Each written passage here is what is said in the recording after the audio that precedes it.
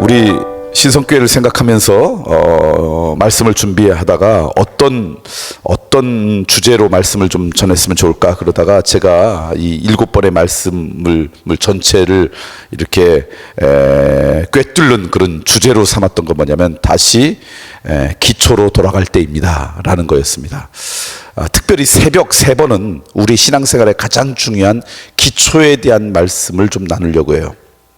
여러분, 건물이 이렇게 아름다워도요, 이 건물 중에 제일 중요한 것은 보이지 않는 기초입니다. 건물이 아무리 화려해도 기초가 연약하면요, 조그만 흔들림에 금방 건물은 무너집니다. 근데 기초가 튼튼하면요, 잠깐은 흔들리지만 무너지지 않습니다. 우리의 믿음 생활도 마찬가지입니다. 우리의 믿음도 기초가 튼튼하면요, 아무리 어렵고 힘든 상황이 닥쳐와도, 코로나 같은 어려움이 와도요, 잠깐은 흔들릴 수 있어요. 우리가 연약한 인간이니까. 그러나 쉽게 무너지지 않습니다. 그런데 기초가 튼튼하지 않으면요, 오늘 우리의 믿음도 쉽게 무너집니다. 그래서 사실은 정말 우리의 믿음 생활에 중요한 것은 기초입니다. 우리의 신앙의 기초가 튼튼하지 못하면 두 가지를 신앙생활 하는데 맛보지 못합니다. 하나는 신앙생활의 열매이고요, 하나는 신앙생활의 재미입니다.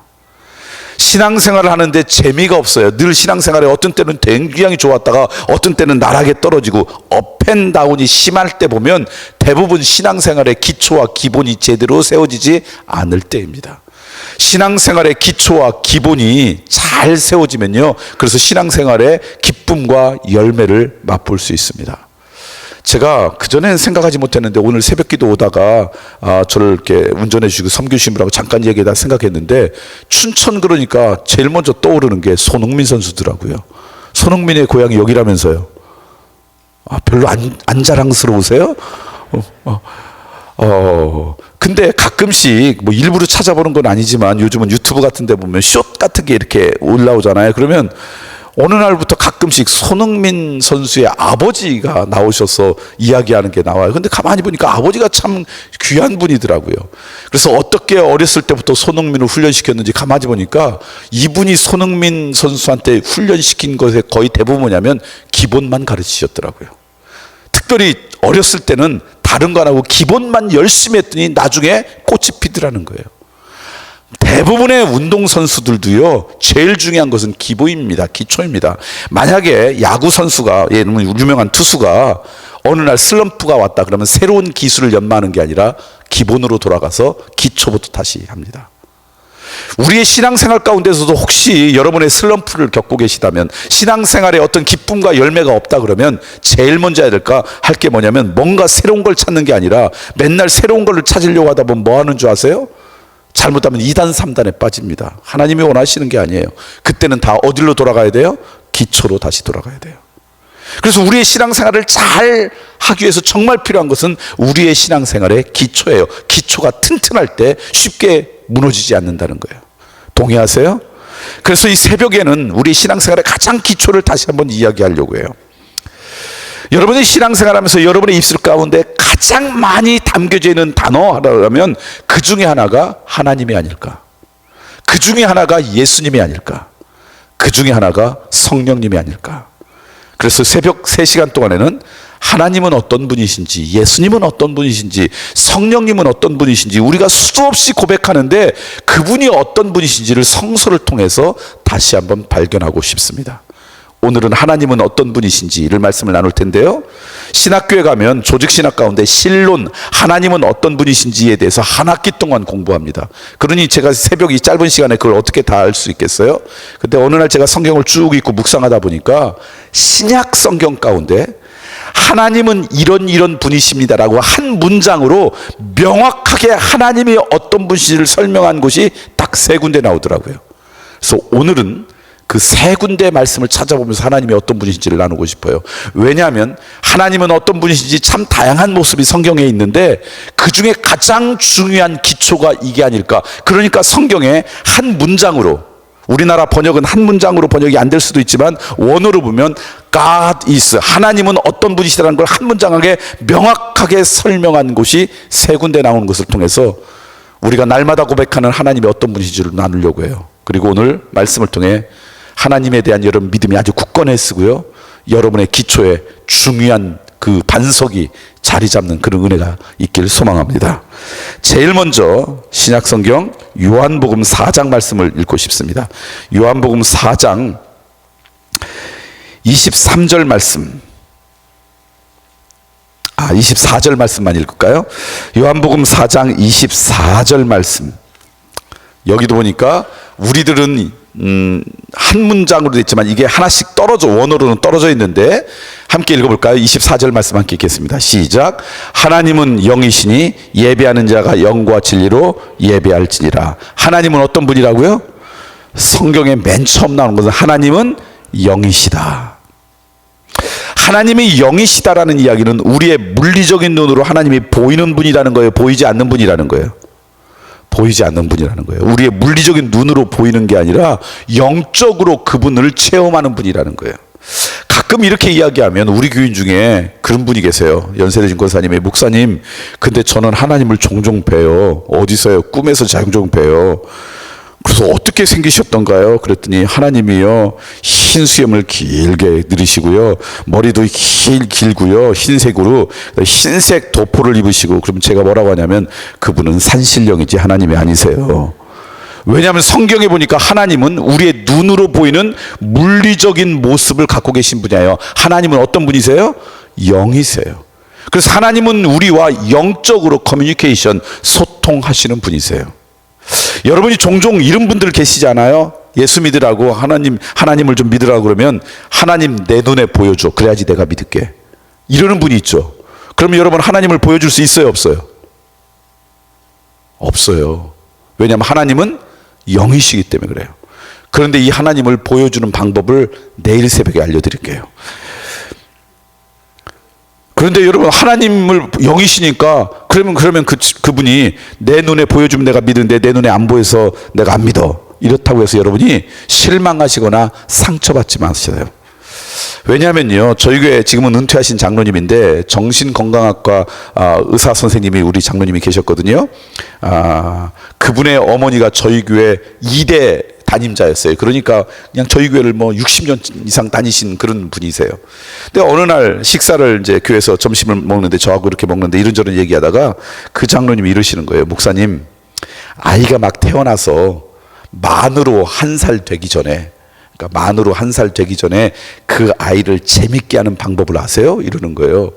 그래서 글쎄요, 어떻게 해야지 아이들을 재밌게 하는데요? 그랬더니 아이 눈앞에 가가지고 두 손을 얼굴을 가리고 있다가 깍꿍 그리고 다시 가리면 애가 되게 좋아한대요. 저는 무슨 의학적으로 뭔가 좋은 얘기를 할 줄 알았는데 우리가 다 아는 거 아니에요? 그래서 아니 장로님, 그거 우리들이 다 아는 건데 그걸 이제 깨달으셨어요? 그랬더니 이분이, 그런데 목사님, 왜 그때 아이들이 좋아하는지 아세요? 아이들이 만 1살이 넘기 전에는 아이들의 인식이 뭐냐면요, 눈에 보이면 존재하고 눈에 보이지 않으면 존재하지 않는다고 인식한대요.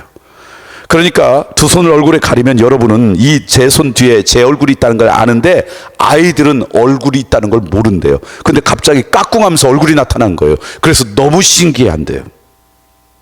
아셨어요, 여러분? 제가 그 얘기 듣고 깨달았어요. 하나님 내가 믿을게, 하나님은 영이셔서 내가 보여줄 수가 없어.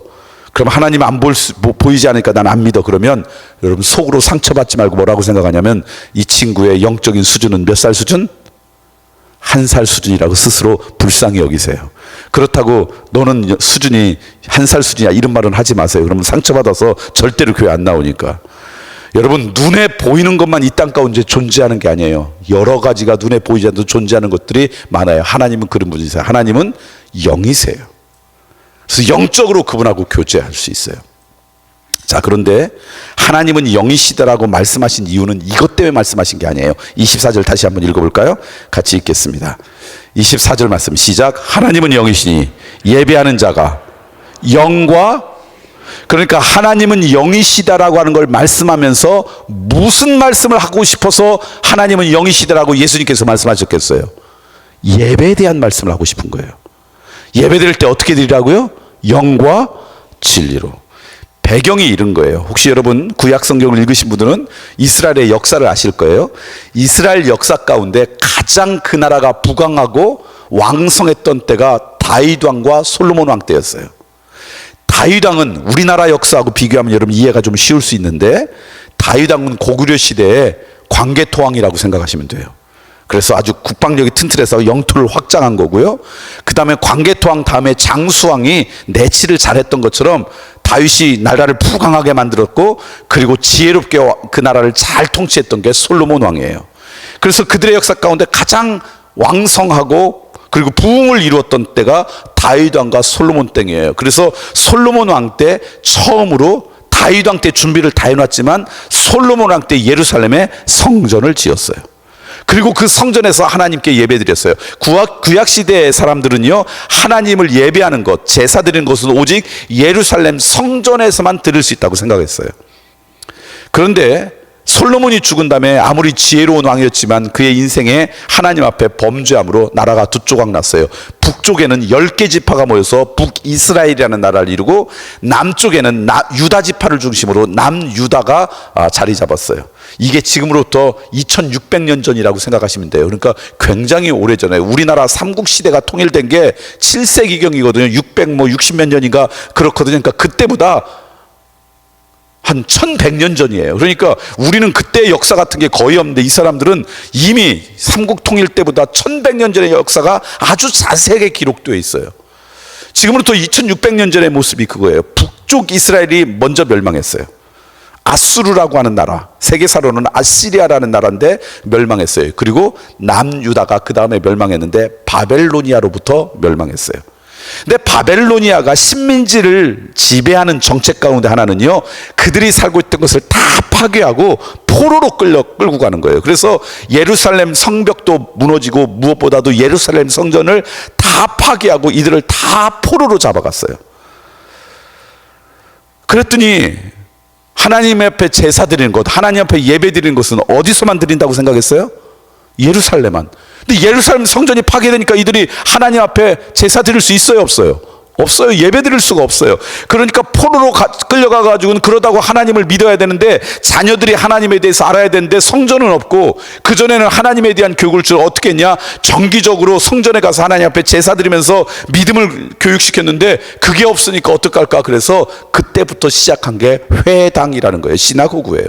그래서 포로기 때부터 마을마다 회당을 만들어서, 토라라 그러죠. 창세기, 출애굽기, 레위기, 민수기, 신명기라고 하는 그 하나님의 말씀을 거기에서 두루마리 된 성경 말씀을 자녀들에게 가르치고, 본인들도 지금처럼 성경책을 갖고 다니던 시대가 아니잖아요. 인쇄술도 없으니까 거기 가서 하나님의 말씀을 누가 읽어주면 듣고 해석을 듣고 뭐 그러는 문화가 시작되었어요. 그렇지만 이들의 꿈 가운데는 어떤 게 있었냐면, 언젠가 기회가 되면 자기들의 고향으로 돌아가서 예루살렘 성전을 다시 재건해야 되겠다. 70년 만에 바벨로니아가 바사 제국에 멸망합니다. 바사 제국은 페르시아고요, 지금의 이란 지역이고요. 바벨로니아는 지금의 이라크 지역이에요. 메소포타미아와 티그리스 강 유역에 있던 나라예요.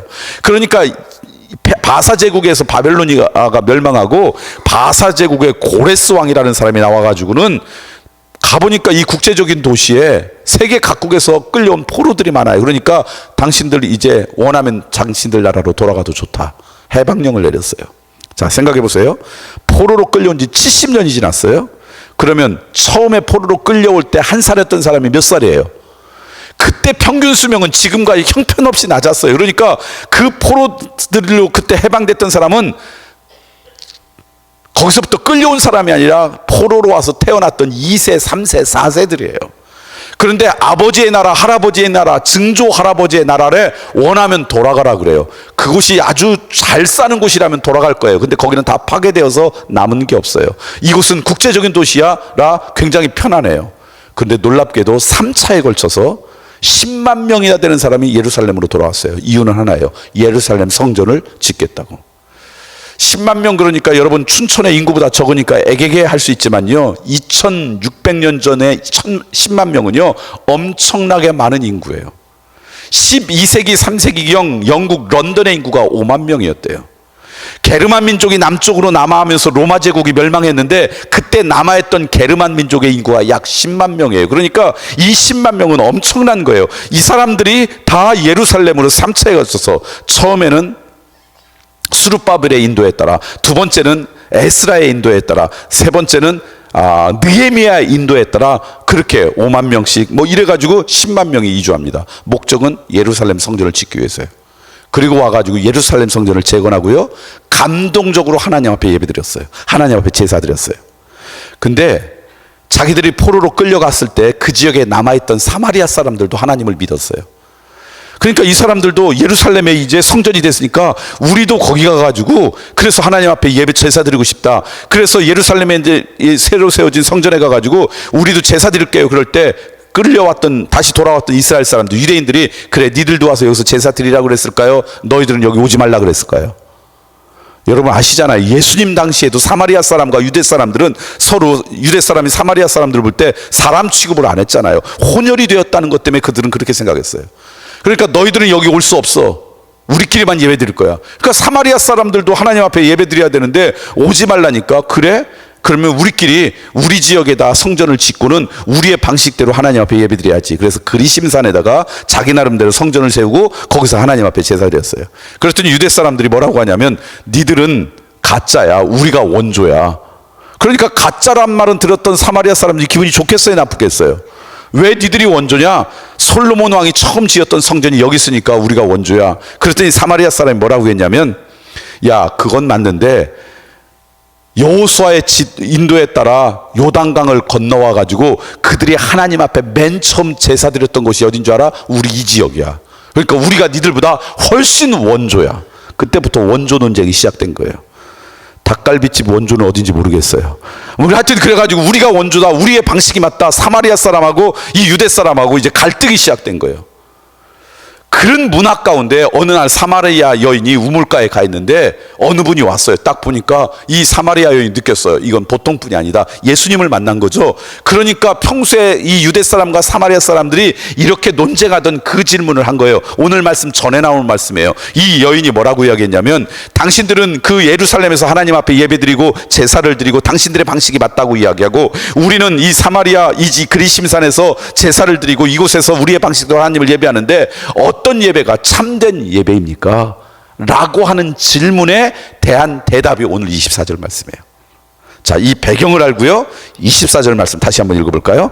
자, 어디서 예배드리는 예배가 진짜 예배예요? 어떤 방식으로 예배드리는 게 진짜 예배예요? 이 질문 앞에 예수님의 대답이 이거예요. 함께 읽겠습니다. 시작. 하나님은 영이시니 예배하는 자가 영과 진리로 예배할지니라. 어디서 예배하는 게 진짜라는 거예요? 어떤 방식으로 예배하는 게 진짜라는 거예요? 예수님의 말씀은 그거 별로 중요하지 않다는 거예요.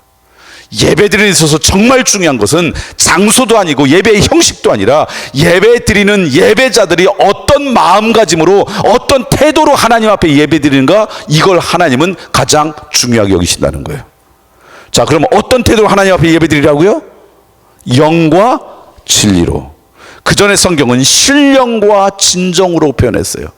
예수님께서 예배에 대해서 유일하게 딱 한 번 말씀하셨는데 그게 바로 이 말씀이에요.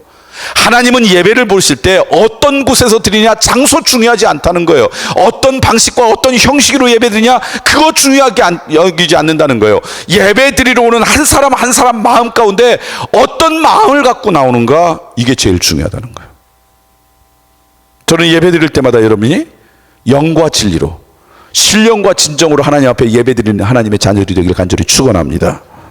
자, 그럼 그 다음 질문이 생겨요. 영과 진리로 하나님 앞에 예배드린다는 게 뭘까?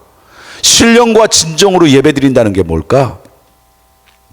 여러 가지로 설명할 수 있는데, 덴마크의 실존주의 철학자였던 키에르케고르가 사람들이 형식적으로 신앙생활하고 하나님 앞에 제대로 예배드리지 못할 때 너희들이 영과 진리로 하나님 앞에 그렇게 예배드리는 것이 진짜 그리스도이다. 믿음의 가정에서 태어났다고 자동적으로 그리스도인이 되는 게 아니라 하나님과 나 사이에 단독자로 서서 하나님 앞에 내가 하나님을 나의 주님으로 믿음으로 고백하고, 그리고 날마다 영과 진리로 하나님 앞에 나아가는 이런 사람이 참된 그리스도이다. 그런 얘기를 했어요. 그랬더니 사람이 물었어요.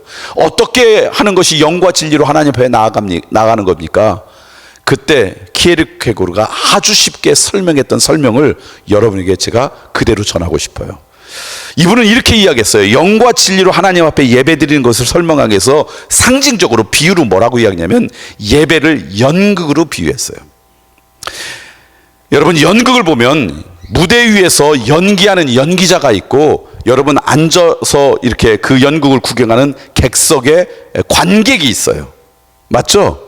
아니 연극을 한 번도 안 보셨어도 그냥 상식적으로 아시잖아요. 무대에 있어 이 연기자가 있고 그 다음에 객석에 관객이 있어요. 그러면서 이 키에르크가 뭐냐면 예배에도 이 옆에서 연기하는 배우가 있고 객석에 앉아있는 관객이 있다는 거예요. 여러분 생각에 예배 드릴 때 누가 배우고 누가 관객이겠어요? 잘못 생각하면 예배 시간에 기도하시는 장로님, 찬양하시는 성가대, 설교를 전하는 목사님이 배우고 이곳에서 앉아가지고 예배 드리는 여러분들은 관객이라고 생각할 수 있어요. 키에르케고르는 뭐라고 했냐면 그것은 잘못 드리는 예배래요. 영과 진리로 예배 드린다는 의미는 뭐냐? 이 객석에 앉아있는 관객은 우리가 앉아있는 게 아니라 단 한 분이 앉아 계신대요. 하나님이 앉아 계시고 예배 드리는 모든 예배자는 다 그분 앞에 드리는 배우라는 거예요. 모든 예배자는 배우고 객석에게는 오직 한 분이 앉아 계셨다고 여기는 마음으로 하나님 앞에 나오는 거예요. 내가 예배에 구경꾼이 아니라 관객이 아니라 내 예배자가 하나님 앞에 연기하는 배우라고 생각하고 그 예배 나오는 게 영과 진리로 나오는 사람의 마음의 태도다라고 얘기했어요. 여러분은 어제 주일날 예배 드릴 때 관객으로 예배를 드렸어요? 배우로 예배 드리셨어요? 제가 한번 점검해 드릴까요? 연극이 예를 들면 저녁 7시에 시작해요. 그러면 관객은 몇 시까지 가면 돼요? 7시까지만 가면 돼요. 7시 늦게 가도 들어갈 수 있을 거예요. 그런데 7시까지만 가도 예의 있는 관객이에요. 배우는 몇 시까지 와야 돼요? 몇 시까지 오셔야 돼요? 그 연극을 충분히 준비할 리허설도 하고 몸도 풀고 발성도 연습하고 충분히 준비할 수 있을 만큼 와야 돼요. 자, 여러분 어제 주일날 예배 드릴 때 관객으로 예배 오셨어요? 배우로 예배 드셨어요? 무슨 말인지 잘 모르세요? 여러분들도 주일날 교회에 예배 드릴 때 장로님들이 대표 기도가 있을 거예요. 저희 교회도 예배 시간은 시작하면 예배를 시작하고 한 15분쯤 지났을 때 우리 장로님이 대표 기도 하세요. 근데 저희 교회 장로님의 대표 기도는요 굉장히 능력이 있어요. 장로님이 대표 기도를 시작할 때는요 교회가 3분의 2쯤 찼는데 기도가 끝나잖아요. 꽉 차 있어요. 우리 교회인데 3분의 1을 장로님의 기도의 응답으로 하나님이 보내시는 것 같아요. 들을 수 있는 자는 알아서 들으셔야 돼요. 저희 교회 3분의 1은 장로님의 기도의 응답으로 교회 오세요. 그럼 그분들은 관객으로 예배 드리는 거예요? 배우로 예배 드리는 거예요? 관객으로. 배우는 그 연극이 시작되기 훨씬 전에 와서 연극을 준비해야 되잖아요. 여러분 연극이 진행되는 동안에 관객에 앉아있는 객석에 앉아있는 관객은 딴 생각해도 돼요? 안 돼요? 해도 되죠. 저 배우는 연기를 잘한다 못한다, 저 배우는 누구를 좀 닮았다 해도 돼요. 배우는 연기하면서 딴 생각하면 돼요? 안 돼요? 안 돼요. 여러분 지난 주일날 예배 드릴 때 관객으로 예배를 드셨어요? 배우로 예배 드리셨어요? 혹시 대표 기도하신 장로님의 기도를 들으시면서 아니 장로님이 어제 권사님하고 부부싸움 하셨나 왜 기도가 저래? 찬양대에 찬양을 들으면서 오늘은 왜 이렇게 베이스 파트가 헤매? 뭐 이러면서 들었다면 여러분이 배우예요? 관객이에요? 마지막으로 연극이 끝났어요. 그럼 객석에 앉아있는 관객은 뭐 하면 돼요? 친구들하고 집에 가서 밥을 먹거나 나가면 돼요. 배우는 뭐 하면 돼요? 뒷정리한다고 그렇게 많은 분이 얘기하세요. 배우는 다음 연극을 준비하는 거예요.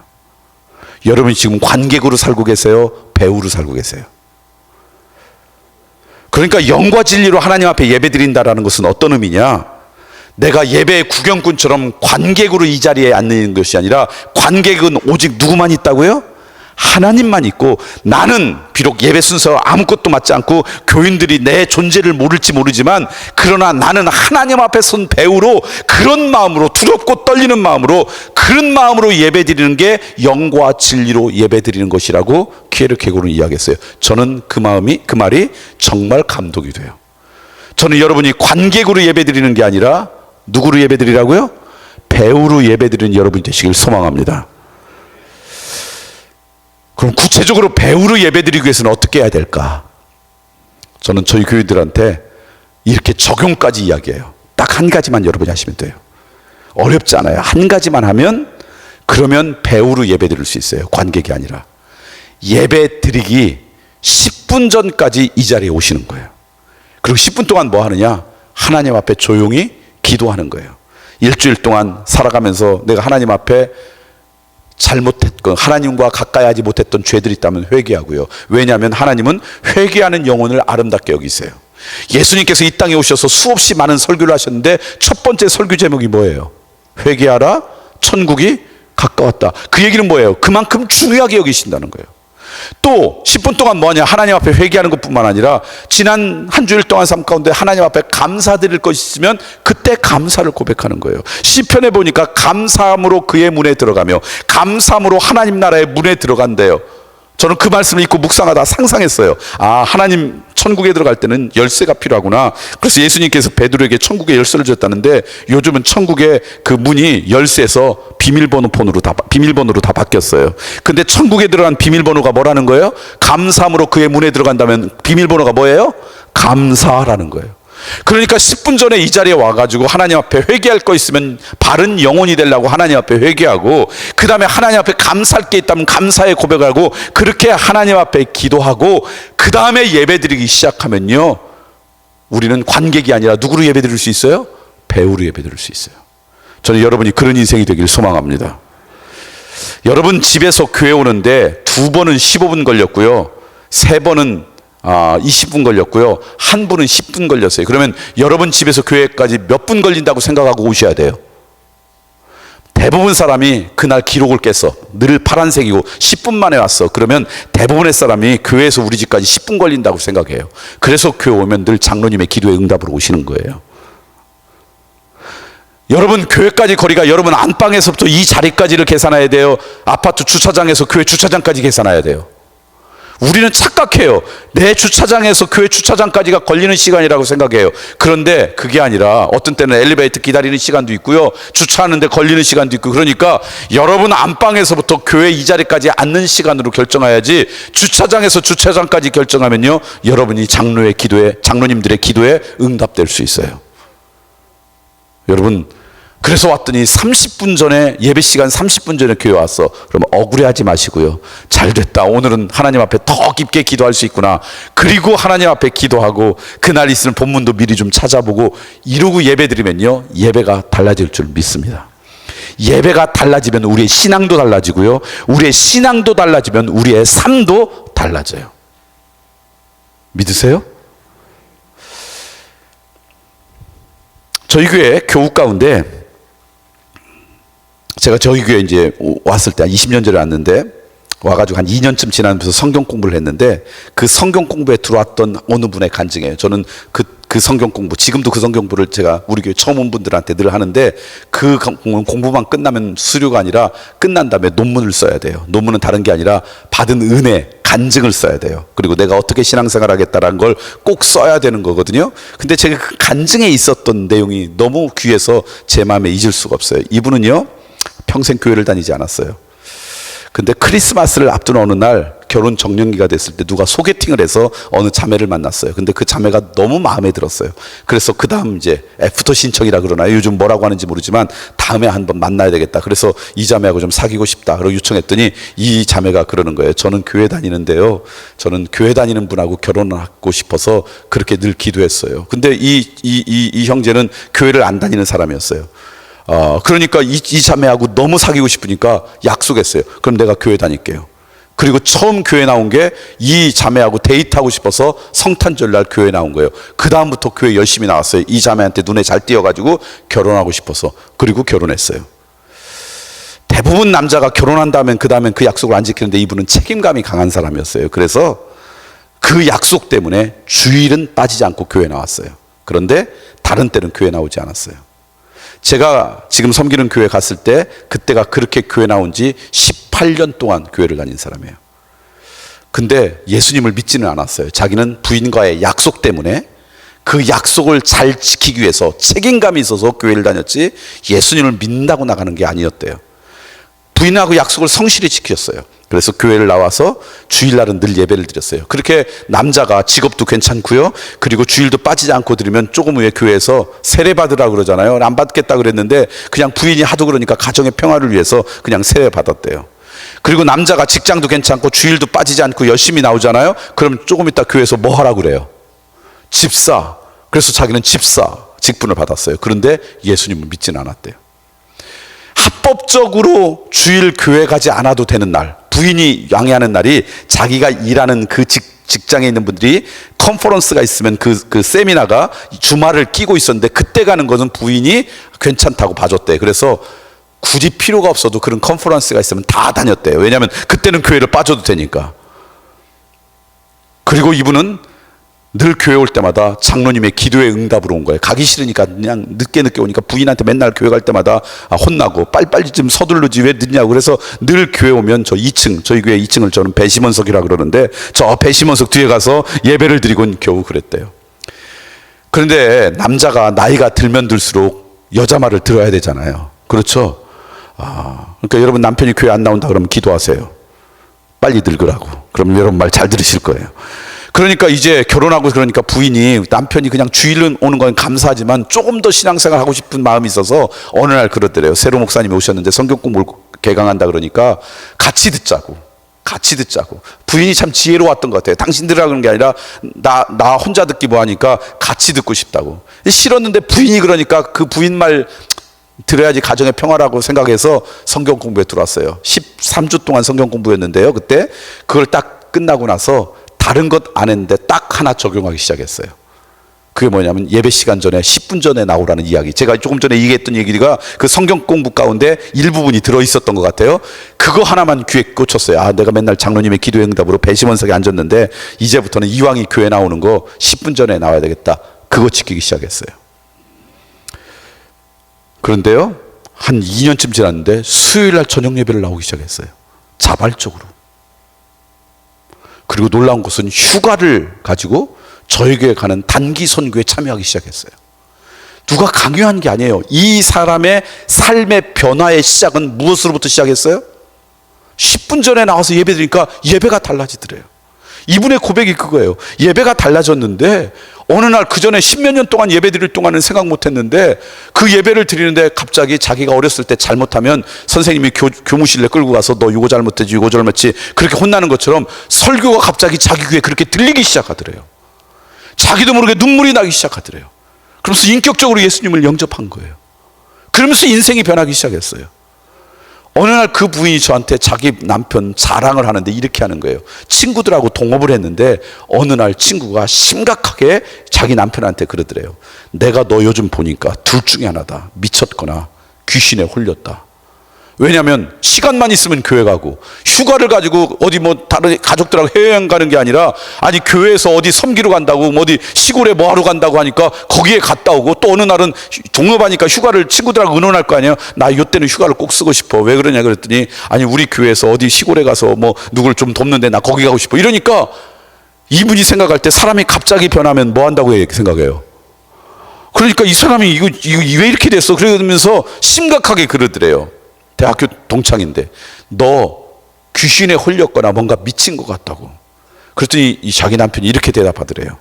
너 날 정말 잘 봤다고. 나 요즘 예수님에 미쳐 있다고. 성령님에 홀려 있다고. 근데 지금은 그분이 어떤 분이 된 줄 아세요? 저희 교회 장로님이세요. 아주 신실한 장로님이세요. 날마다 성경을 묵상한 걸 올리는데 참 깊게 묵상하는 저희 교회 장로님이 되셨어요. 근데 그분의 변화의 시작이 어디에서 시작했다고요? 여러분 그러시길 소망합니다. 이번 주부터 관객이 아니라 뭘로 예배드리면? 배우라고 예배드리면요 예배가 달라지고요. 예배가 달라지면 여러분의 신앙이 달라지고요. 여러분의 믿음이 달라지면 여러분의 삶이 변화되게 돼 있어요. 하나님은 어떤 분이시라고요? 영이세요. 그래서 하나님은 영적으로 교제하는 분이에요. 저는 그렇게 하나님 앞에 영과 진리로 예배하는 은혜가 여러분의 삶 가운데 있길 간절히 축원합니다. 두 번째, 하나님은 어떤 분이신가? 첫 번째는 하나님은 영이시라 그랬는데 두 번째는 오늘 우리 목사님과 함께 읽었던 본문이에요. 요한일서 1장 5절 말씀입니다. 함께 읽겠습니다. 시작.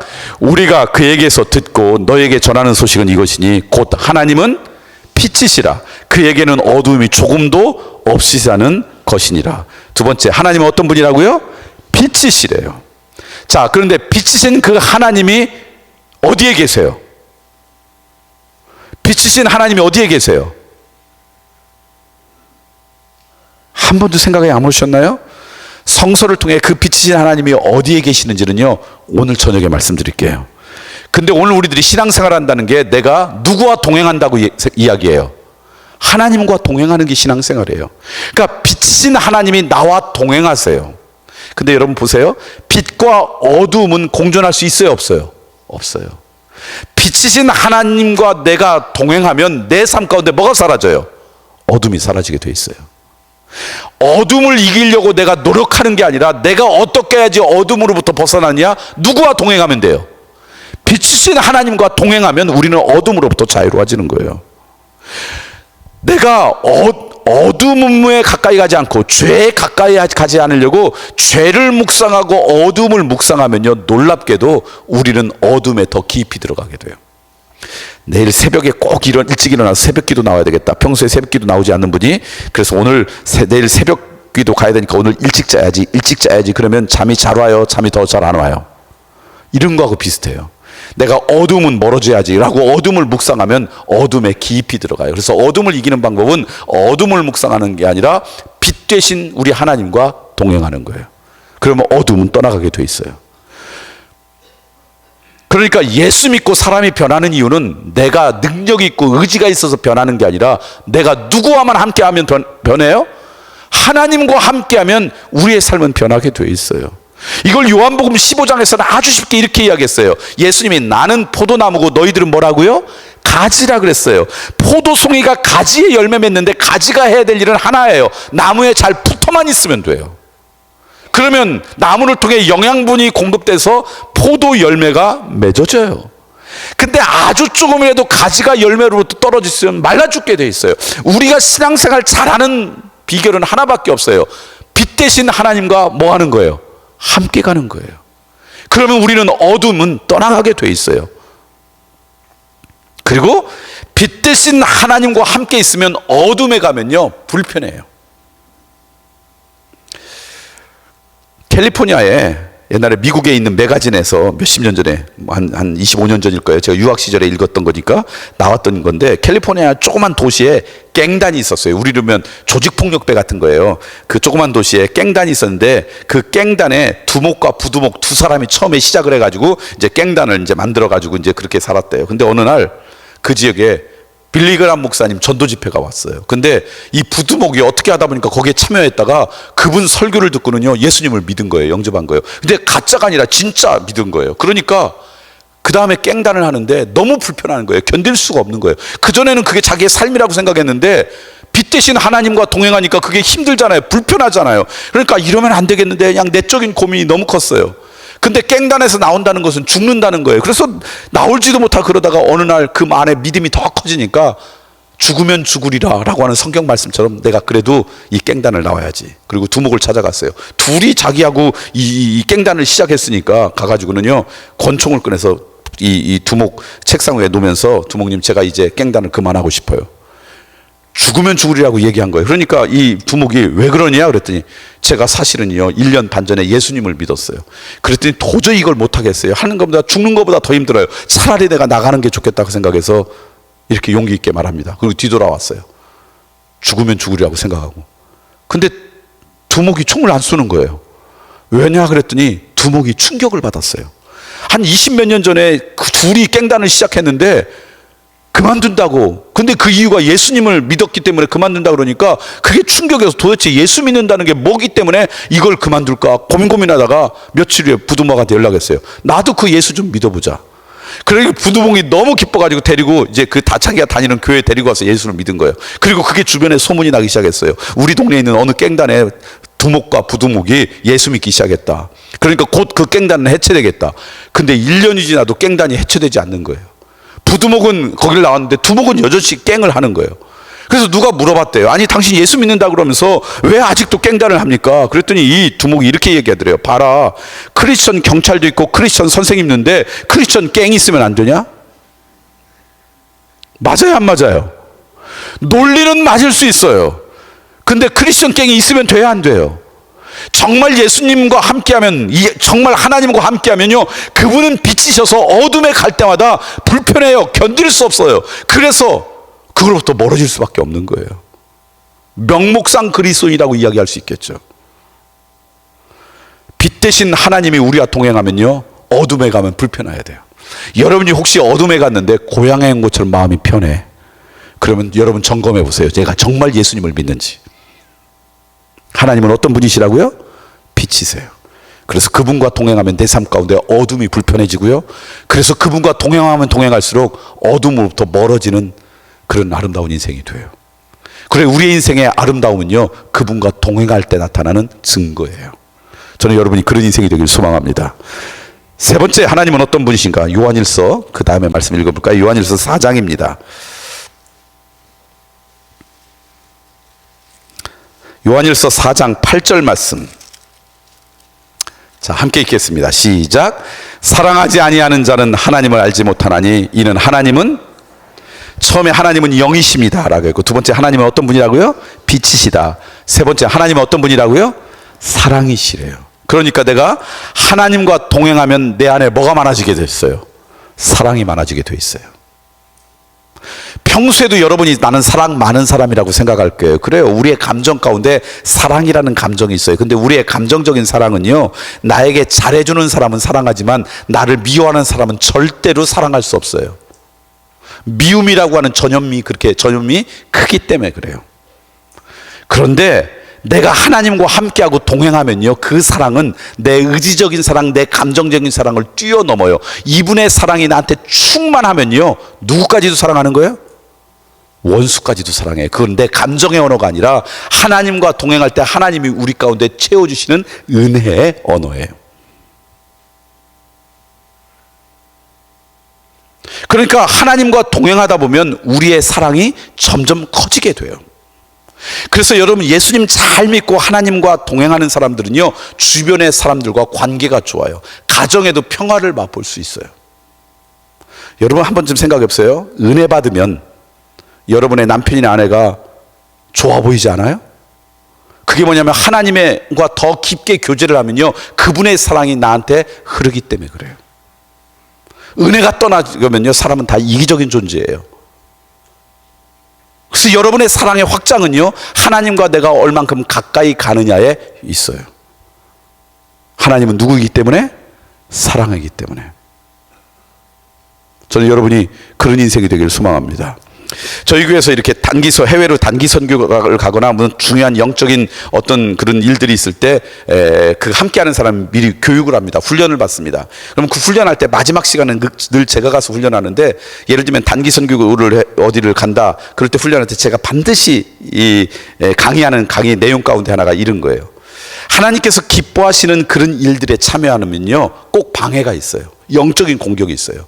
왜냐하면 하나님의 사람들이 하나님의 기쁨이 된 것을 질투하는 세력이 있어요. 그게 에베소서에 의하면 공중권세 잡은 악한 세력들이에요. 그래서 여러분도 한번 생각해 봤어요?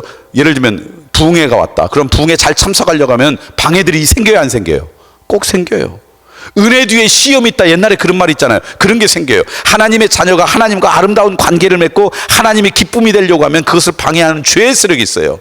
성경에서 그걸 사단 마귀라 그래요. 악한 세력이 우리를 가만두지 않게 다양한 방법으로 공격을 해요. 그런데 그들은 굉장히 똑똑해서요, 어떻게 공격하면 하나님의 사람들이 하나님의 기쁨이 되지 않는지를 너무 잘 알아요.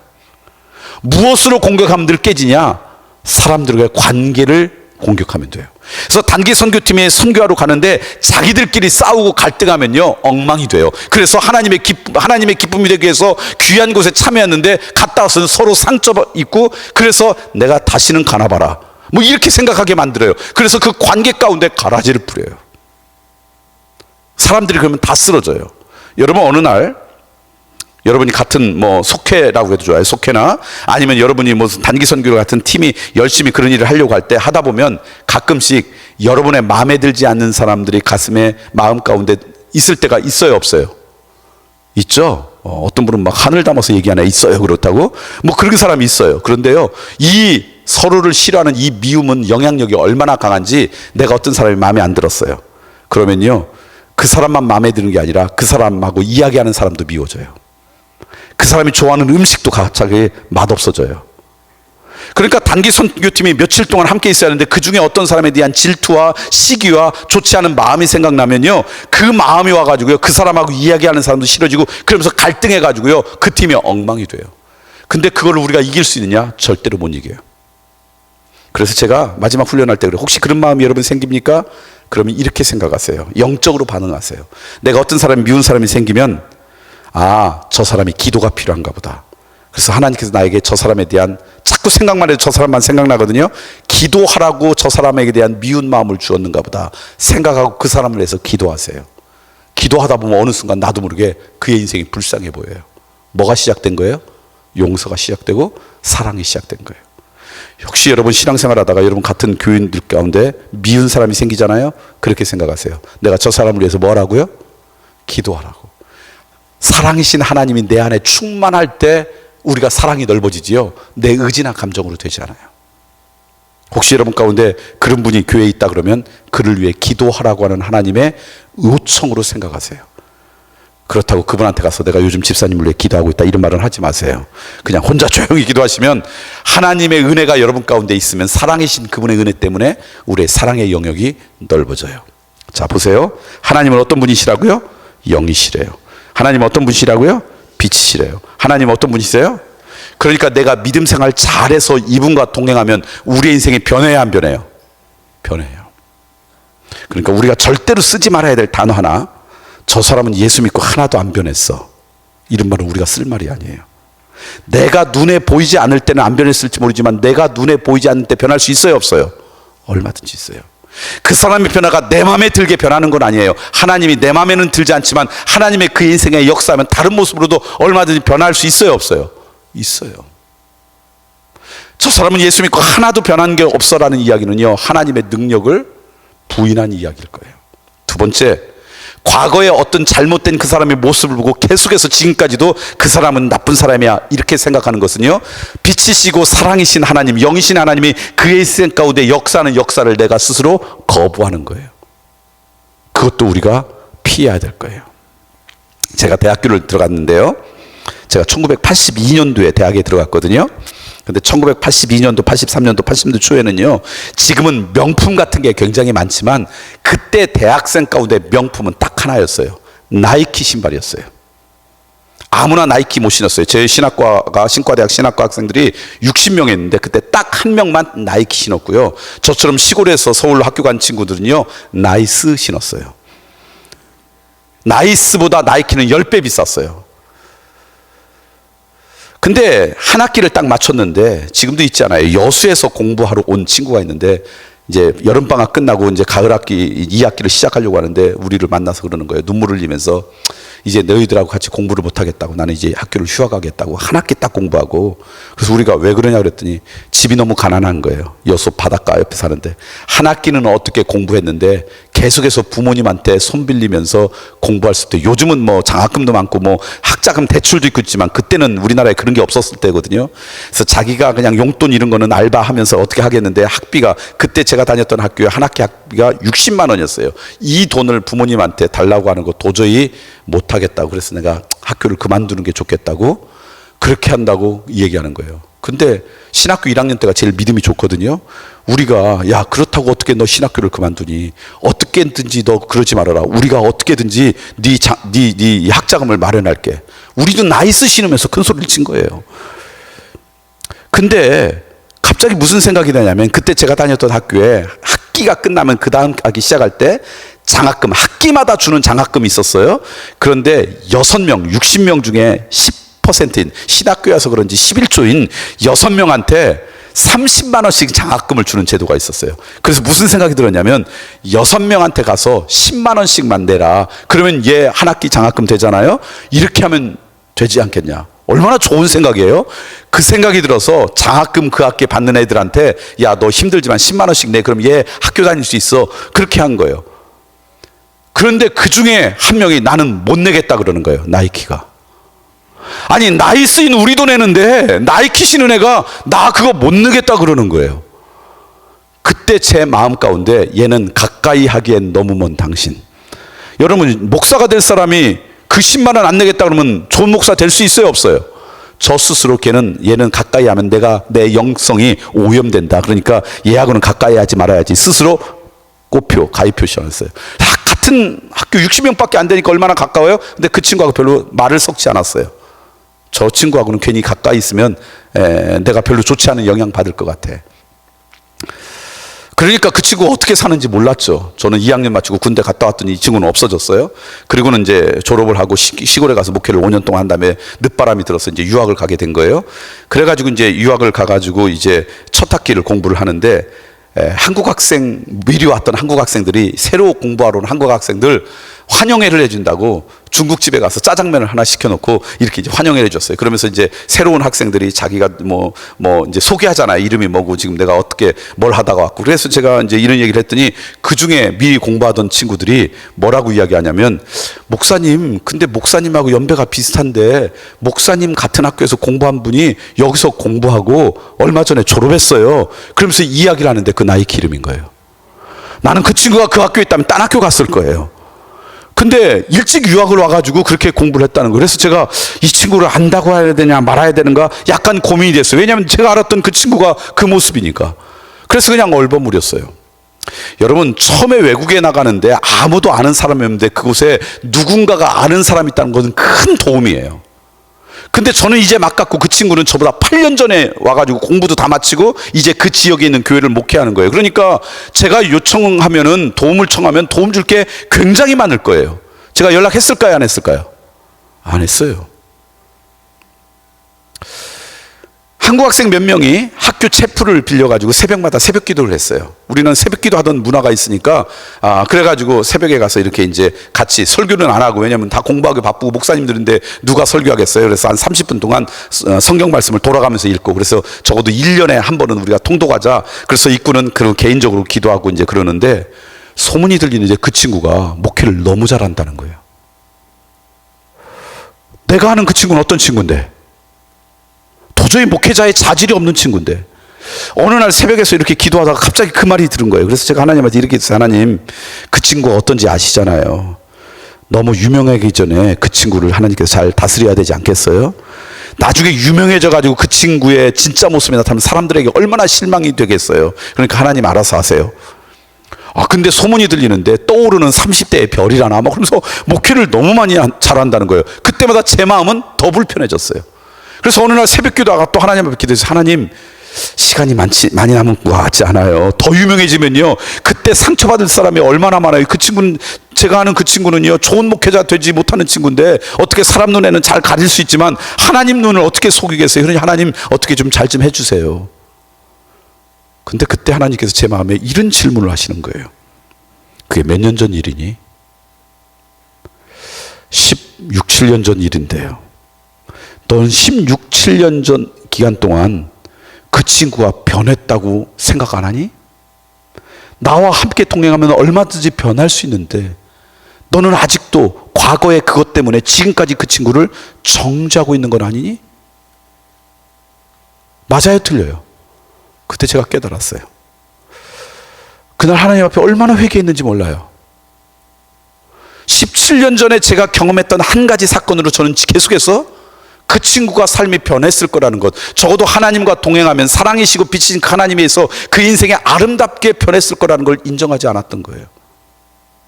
제가 경험한 그거 하나 가지고. 제가 그날 새벽에 정말 하나님 앞에 회개했어요. 그리고 보니까요, 정말 훌륭한 목회자예요. 저보다 훨씬 훌륭한 목회자예요. 그 다음에 제가 연락했을까요, 안 했을까요? 했어요. 회개는요, 입으로만 고백하는 회개가 아니라 내 삶을 돌이키는 거잖아요. 그래서 회개했어요. 그리고 그 다음에 연락했어요. 그 친구로부터 받은 영향이 굉장히 커요. 복음에 대한 그 열정과 진실성이 얼마나 큰지. 그 친구 만나서 제가 옛날에 그 얘기 했을까요, 안 했을까요? 안 했어요. 나만 생각하지 그 친구는 기억도 못할 거예요. 그리고 우리가 내라고 하는 돈은 안 냈을지 모르지만 그 돈으로 더 귀한 일을 했을 수 있어요, 없어요? 있어요. 그런데 우리는 내가 요구한 걸 듣지 않으면 별 전부 다 나쁘다고 어느 순간 주관자가 자기가 돼서 쉽게 정죄해요. 그러니까 과거의 어떤 사건, 5년 전, 10년 전, 그날 기도할 때 하나님이 저한테 이렇게 물으셨어요. 5년 전에 네 어떤 실수를 갖고 사람들이 지금도 너를 판단하면 너 억울하지 않겠니? 억울하겠어요? 안 억울하겠어요? 우리는 날마다 주님과 동행하면서 새로워지는 인생인데, 우리는 연약해서 무너질 수도 있지만 하나님의 은혜로 다 씻어서 또 걸어가는 인생이 우리들인데, 하나님은 우리를 완전하고 완벽한 존재로 기대하시는 게 아니에요. 지금도 내가 나와 함께 교제하고 있느냐, 이게 하나님의 관심인데. 여러분, 혹시 여러분 과거의 어떤 사건으로 누군가를 지금도 판단하고 정죄하고 있다면요, 다시 한번 하나님 앞에서 심각하게 여러분의 마음을 드러내는 은혜가 있길 소망합니다. 하나님은 영이시고 빛이시고 그리고 사랑이셨어요. 그분과 함께하면 내 의지와 상관없이 내 삶 가운데 뭐가 있어요? 하나님의 흔적이 남게 돼요. 그게 그리스도인들의 아름다운 흔적이에요. 저는 그렇게 살아가는 여러분이 되길 소망합니다. 이제 말씀을 정리하고 싶어요. 우리의 신앙생활의 가장 중요한 기초 가운데 하나인 하나님은 어떤 분이신가? 하나님은 영이시고 빛이시고 사랑이세요. 그분이 우리의 아버지세요. 그리고 그분은 우리를 사랑하세요. 우리는 그분의 사랑받는 자녀예요. 그분과 동행해서 그분의 아름다운 흔적이 우리의 삶 가운데 남는 하나님의 자녀들이 되기를 간절히 소망합니다. 보라, 너희는 두려워 말고, 보라, 너희를 인도한 나를 보라, 너희는 지치지 말고, 보라, 너희를 구원한 나를, 너희를 치던 적은 어디 있느냐, 너희를 억누르던 원수는 어디 있느냐. 보라, 하나님 구원을 보라, 하나님 능력을 너희를 위해서 싸우시는 주의 손을 보라, 보라, 하나님 구원을 보라, 하나님 능력을 너희를 위해서 싸우시는 주의 손을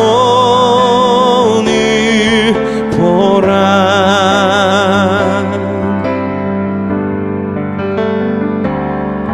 보라, 너희는 두려워 말고, 보라, 너희를 인도한 나를 보라, 너희는 지치지 말고, 보라, 너희를 구원한 나를, 너희를 치던 적은 어디 있느냐, 너희를 억누르던 원수는 어디 있느냐. 보라, 하나님 구원을 보라, 하나님 능력을 너희를 위해서 싸우시는 주의 손을 보라, 보라, 하나님 구원을 보라, 하나님 능력을 너희를 위해서 싸우시는 주의 손을 보라, 보라, 하나님 구원을 보라, 하나님